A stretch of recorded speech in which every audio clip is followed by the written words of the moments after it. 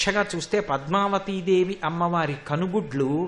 చిన్న చిన్న కందిరీగలు ఉన్నట్టుగా ఉంటాయి. ఆవిడ చూస్తూ ఉంటుంది, ఆ కనుగుడ్లు స్పష్టంగా కనపడతాయి ఆవిడ చూడ్డం. ఆ కిరీటం, ఆవిడ వేసుకున్న పద్మాసనం, అంచు కనపడేటట్టుగా ఉన్నటువంటి ఆ చీర, ఎర్రగా ఉన్నటువంటి అంతరాలయం, ఆ లోపల అర్చకులు ఇచ్చేటటువంటి నీరాజనం, మనం పట్టుకెళ్ళి ఇచ్చినటువంటి పట్టు చీర ఆవిడ భుజం మీద వేసి ఆ దండ ఆవిడకి అలంకారం చేసి మళ్ళీ పట్టుబట్ట పట్టుకొచ్చి మనకి ఇచ్చేసి హుండీలో వేసేయండమ్మా అంటే ఆ తల్లి దర్శనం చేసుకుని దేవి అంతరాలయానికి ప్రదక్షిణం చేస్తుంటే అమ్మవారిని ప్రతిరోజు కూర్చోపెట్టేటటువంటి వెండి పద్మం బయట పెట్టుంటే ఆ పద్మం వంక చూసి వెనక్కి వచ్చేటప్పటికి మంచం కనపడితే ఇదే అమ్మవారి ఏకాంత సేవా మంచం అనుకుని అలా తిరిగొచ్చి అమ్మవారి ముందు కూర్చుని ఎంతో సంతోషంతో ఆ పూజ చూసి నీరాజనం పుచ్చుకుని లేచి వెడుతూ ఉంటే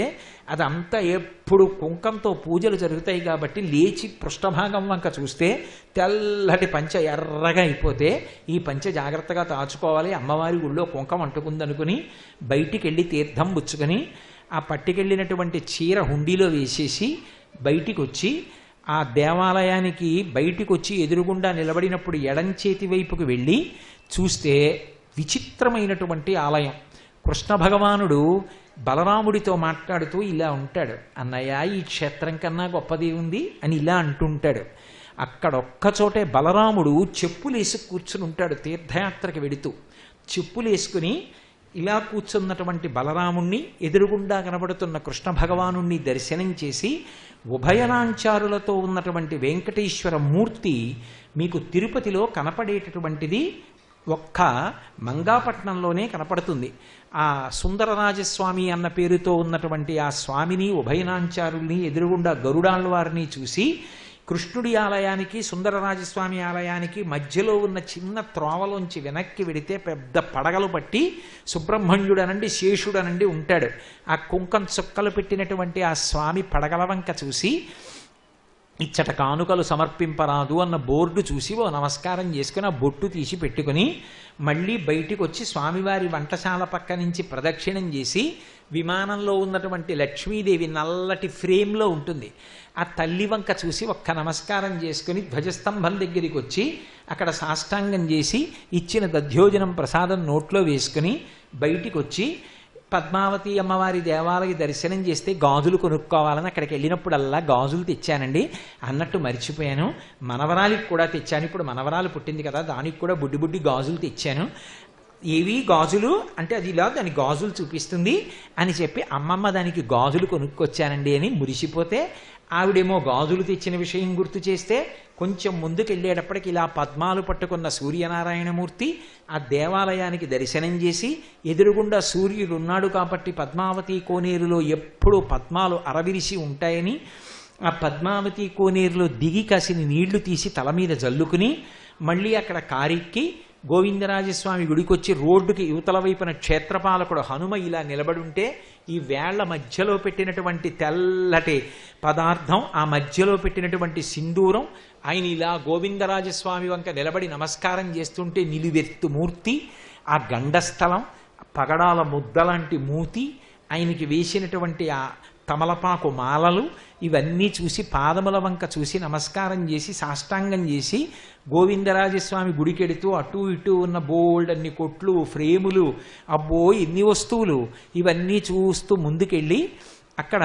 పాదరక్షలు సెల్ ఫోన్లు డిపాజిట్ చేసే చోట అవి డిపాజిట్ చేసేసి ఓసారి కాళ్ళు కడుక్కొని అక్కడ ఉన్నటువంటి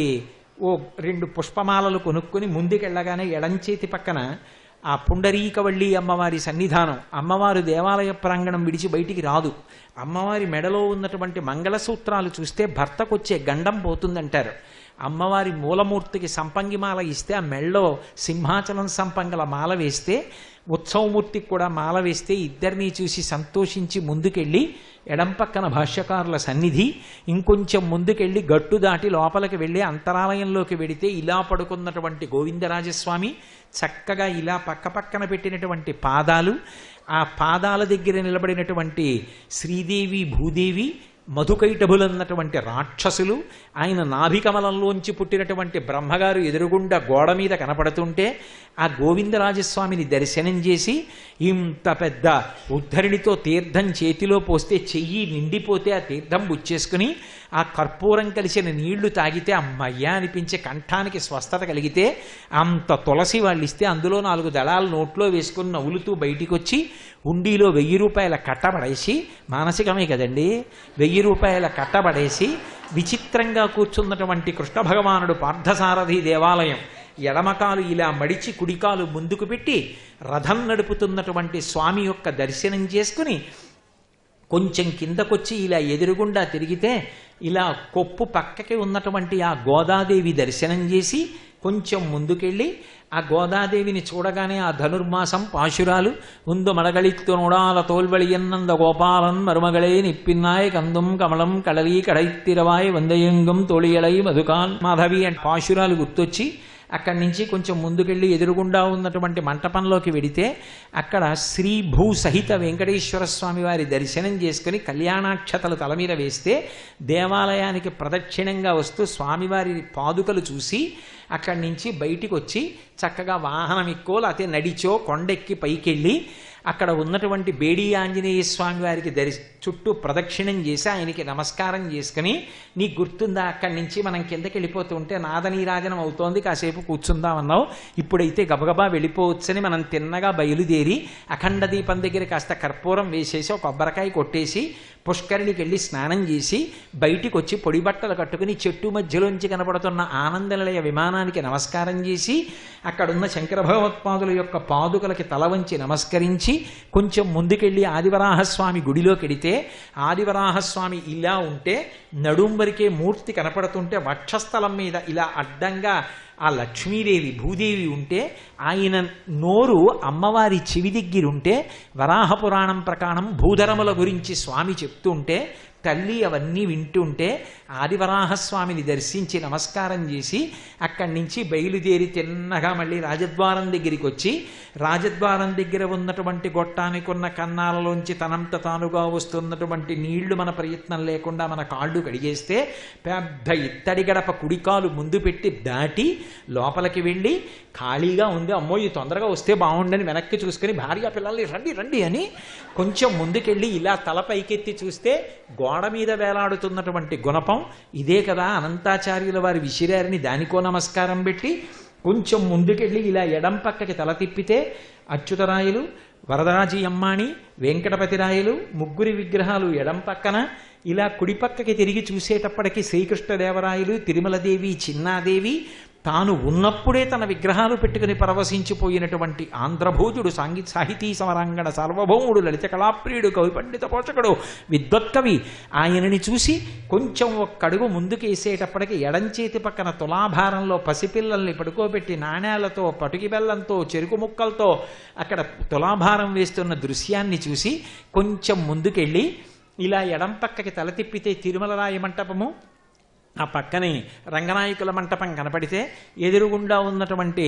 అయ్యవారికి ఊంజల్ సేవ చేసేటటువంటి మంటపం మెట్ల మీద కూర్చొని ఇలా చూస్తే ఎదురుగుండా పెద్ద ఇత్తడి ప్లేటు మీద మాలిక్ కాఫూర్ దక్షిణ దేశం మీదకి దండయాత్రకు వచ్చినప్పుడు రంగనాథస్వామి దేవాలయంలో ఉన్న అర్చామూర్తుల్ని కొంతకాలం ఈ మంటపంలో ఉంచిన కారణం చేత దీనికి రంగనాయకుల మంటపం అన్న పేరు వచ్చినది అన్న బోర్డు చదివి ఆ లోపలికి ఇలా చూస్తే పెద్ద శేషవాహనం కనబడితే అయ్యా ఒక్కసారి లోపలికి వెళ్ళొచ్చా అంటే పోన్లే ఎవరో భక్తులకు ఇలా అంటే లోపలికి వెళ్ళి ఆ శేషవాహనానికి చుట్టూ ప్రదక్షిణం చేసి నమస్కారం చేసుకుని బయటికి వచ్చి మళ్ళీ ఆ మంటపం పక్క నుంచి వెడుతుంటే దానికి చతురస్రాకారంలో ఉన్నటువంటి ఆ చిన్న చిన్న బిళ్లల్లో దోపేసిన విజిటింగ్ కార్డ్స్, కట్టేసిన తాళ్ళు చూసి అయ్యో అమాయకత్వం అనుకుని కొంచెం ముందుకెళ్ళి కుడి చేతి పక్కకి తిరిగి కొంచెం ఇరుగ్గా ఉన్నటువంటి మార్గంలో ముందుకెళ్ళి మళ్ళీ కుడి పక్కకి తిరిగితే ఎడంచేతి పక్కన ఉన్న కళ్యాణ మంటపం, ఆ అరుగు మీద ఉన్నటువంటి పెద్ద 2 ఆసనాలు, ఒక దాంట్లో వెంకటేశ్వరుడు, ఒక దాంట్లో ఉభయనాంచారులు,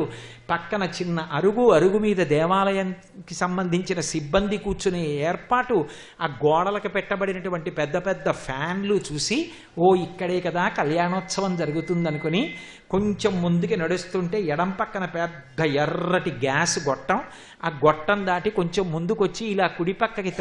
తల తిప్పితే ఇలా నమస్కారం పెట్టి, ఒకప్పుడు వెంకటాచల క్షేత్రాన్ని రక్షించిన రాజా తోడరమల్, ఆయన భార్య తల్లి మాతా మోహనాంగి పితాంబి యొక్క విగ్రహాలు కనపడితే ఆ వెనక ఒక ఆయన కూర్చుని ఓ డప్పును దాన్ని 2 పుల్లలతో టామ్ టామ్ అని కొడుతుంటే అది చూసి కొంచెం ముందుకెళ్ళి ఇలా ఎడం పక్కకి తిరిగితే పెద్ద గడప వస్తే ఆ గడప దాటుతూ ఇలా ఎడం పక్కకి చూస్తే గోడలోకి చూస్తే అద్దాల పేటికలో మూర్తులు కనపడితే ఓహో ఎల్వి సుబ్రహ్మణ్యం గారు ఈవోగా ఉన్నప్పుడు గోడలో బయట పెడితే అందరూ ముట్టుకోకుండా అద్దం పెట్టారనుకుని కొంచెం ముందుకెళ్ళి ఇలా తల పైకెత్తి చూస్తే నీలంగా ఆకాశం,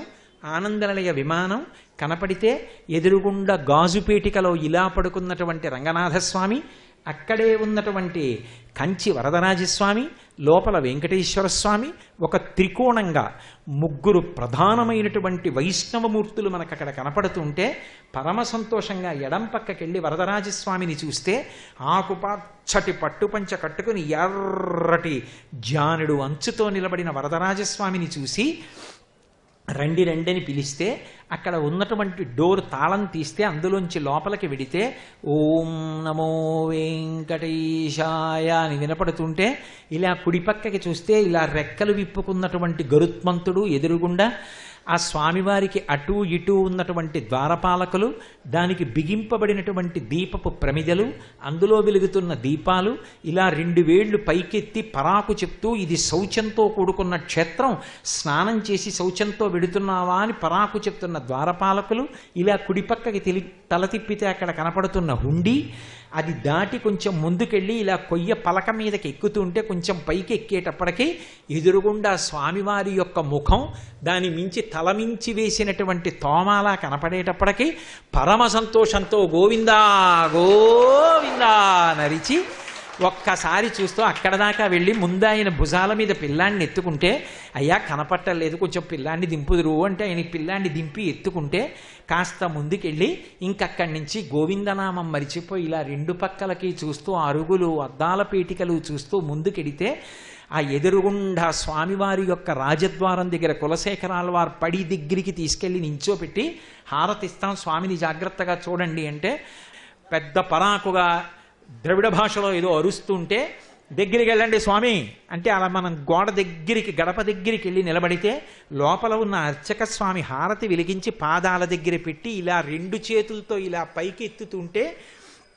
అలా పైనుంచి కిందకి చూస్తుంటే స్వామివారి యొక్క మణిగణ ఖచ్చితమైనటువంటి పెద్ద కిరీటం, దాని మించి వేసినటువంటి పెద్ద తోమాల, స్వామివారికి పై చేతిలో పట్టుకున్నటువంటి చక్రం, ఆ కింద చేతిలో ధగధగాయమానంగా మెరిసిపోతున్నటువంటి వరదహస్తం, ఆ ఉభయనాంచారులు వక్షస్థలంలో ఇలా ముందుకొచ్చినట్టుగా ఉబ్బెత్తుగా ఉన్నటువంటి వక్షస్థలం, కొద్దిగా వంగి ఉన్నాడా అన్నంత అందంగా సన్నటి నడుము, సున్నా చుట్టినట్టు ఉన్నటువంటి నోరు, మిరిసిపోతున్నటువంటి గండస్థలం, ఇక్కడ వరకు బట్ట పెట్టి అంచు కనపడుతుండగా దాని మీద పెట్టినటువంటి కిరీటం, ముక్కుపై నుంచి పెట్టేసినటువంటి ఊర్ధపుండ్రాలు, ఆ బుగ్గలు, ఆ చెవులకు పెట్టినటువంటి మకర కుండలాలు, ఆ కంఠం మీద ఉన్నటువంటి 3 గీతలు, వేలాడుతున్నటువంటి సాలగ్రామాల మాడలు, అడ్డంగా వేసినటువంటి పెద్ద పెద్ద పుష్పహారాలు, మెడలో వేసినటువంటి కాసుల పేర్లు, ఆ హారాలు, నిలువుగా అడ్డంగా పెట్టుకున్న నందక ఖడ్గం, మోకాళ్ళకి కిందకొచ్చేటప్పటికి ఏటవాలుగా ఉన్న ఇంతంత దండకడియాలు, పాదాల దగ్గర పెట్టుకున్నటువంటి బంగారు మంజీరాలు, ఆ ఎడమ చెయ్యి ఇలా పెట్టుకుంటే ఇవన్నీ కూడా పెట్టుకున్నటువంటి ఆభరణ విశేషాలు, అక్కడక్కడ బట్ట కనపడుతూ మిగిలినవన్నీ ఆభరణాలతో కప్పేసి వెలిగిపోతుంటే, అందుకే తరిగొండ వెంగమాంబ గారు ఆ చెచ్చు నాటకంలో అమాయకురాలైన చించిత ఎలా ఉన్నాడు అంటే అక్కడక్కడ బట్ట అంటించుకున్నాడు అంది. అక్కడక్కడ బట్ట కట్టుకున్నట్టుగా పట్టుబట్ట కనపడుతుంటే, దాని అంచు కనపడుతుంటే ఆ సరిగంచు చీర కట్టుకుని స్వామి విరాజమానుడై నిలబడి ఉంటే, ఆ తులసి పూజ చేసినటువంటి వెండి పాదుకలు పెట్టేసిన పాదాలు, ఆ నీరాజనం మళ్ళీ కింద నుంచి ఇలా పైకి లేస్తుంటే ఆయనకి వేసినటువంటి ఆ సహస్రనామాల మాల,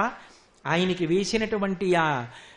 అనేకమైనటువంటి సాలగ్రామాల మాల, అవన్నీ కనపడుతూ ఆయన యొక్క వరదహస్తం కనపడుతుంటే ఇలా పైకెత్తితే చక్రం కనపడితే ఇలా పైకెత్తితే మకర కుండలాలు కనపడితే ఇలా పైకెత్తితే కిరీటం కనపడితే కిరీటం మీద తోమాల కనపడితే ఇలా దింపుతుంటే మకర కుండలం కనపడితే ఇలా దింపితే చక్రం కనపడితే ఇలా దింపితే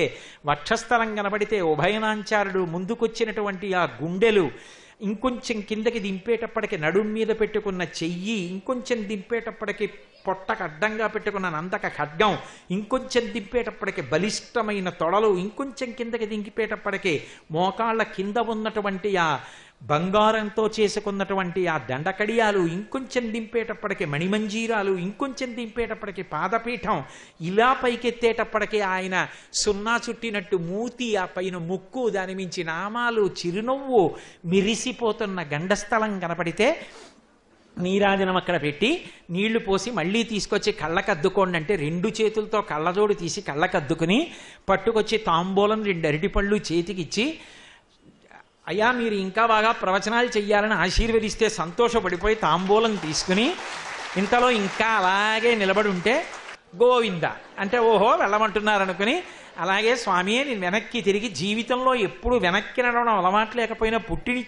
పుట్టినప్పటి నుంచి నడిచిన వాళ్ళ ఇలా వెళ్ళడం మానేసి ఇలా తిరిగి చూస్తూ వస్తుంటే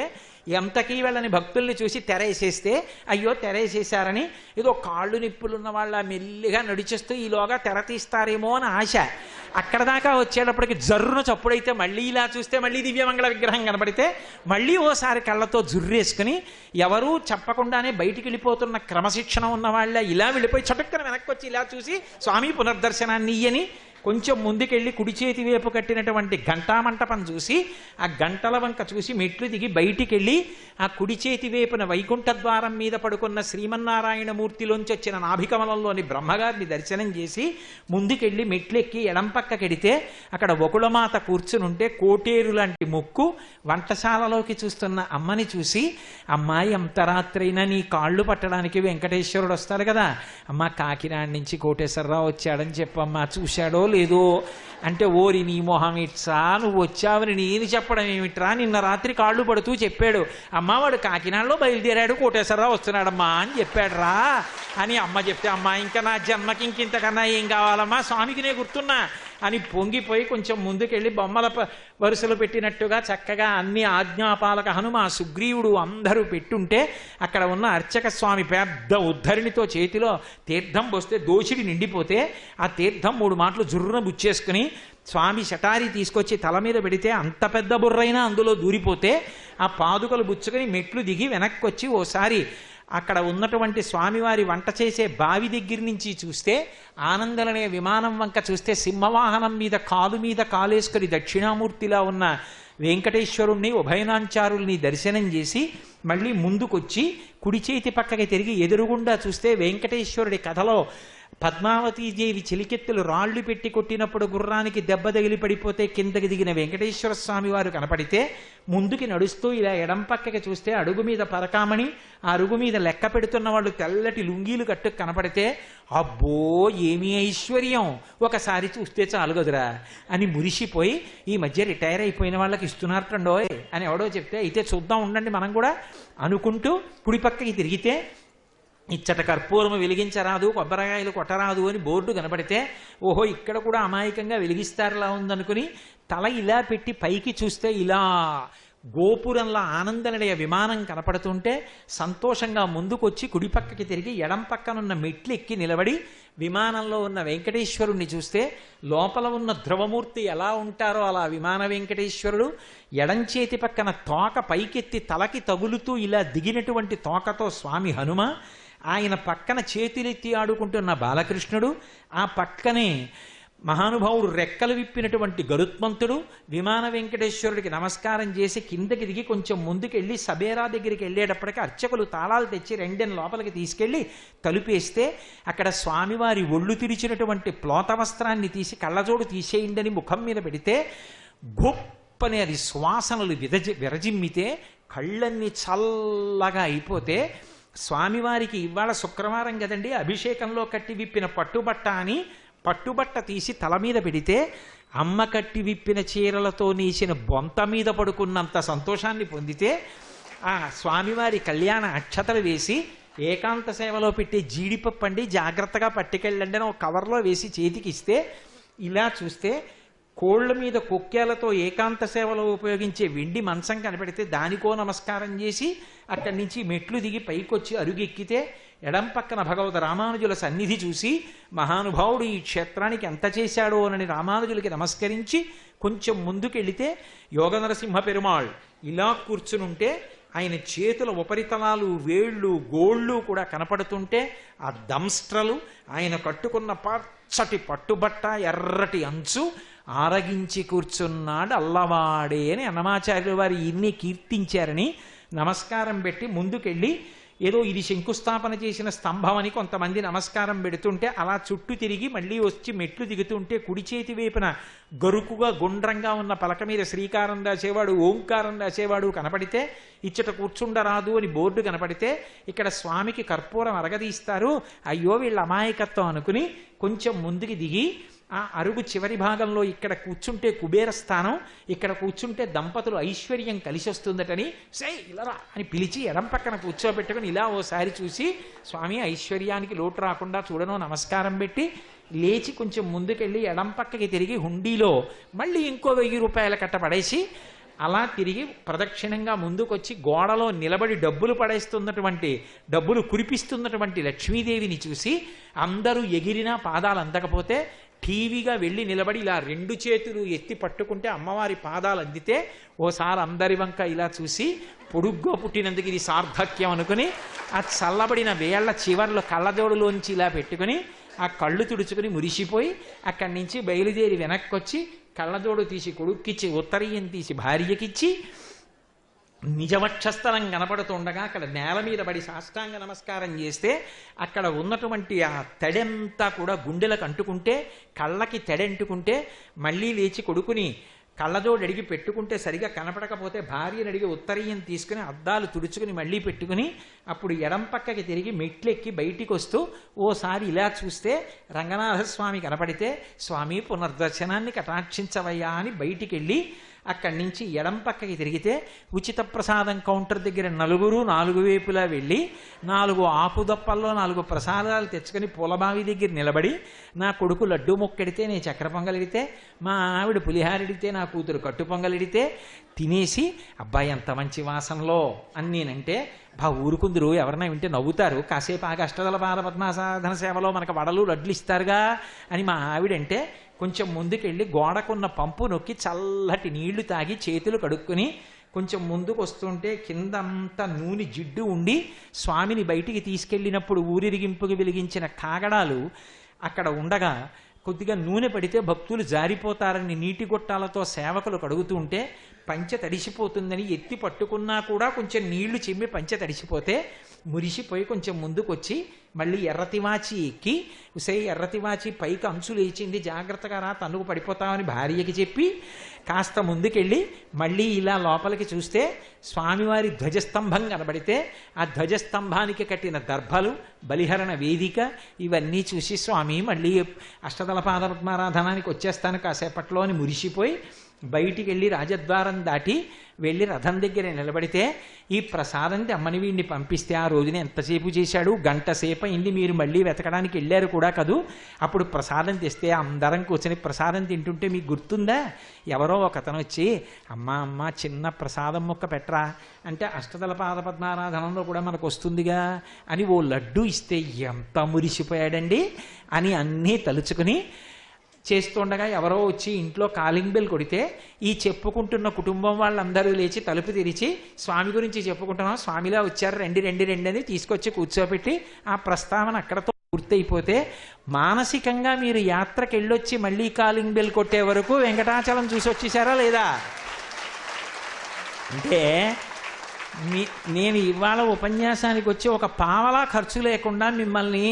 పద్మావతి అమ్మవారి గుడి, గోవిందరాజస్వామి గుడి, తిరుమల కూడా దర్శనం చేయించారు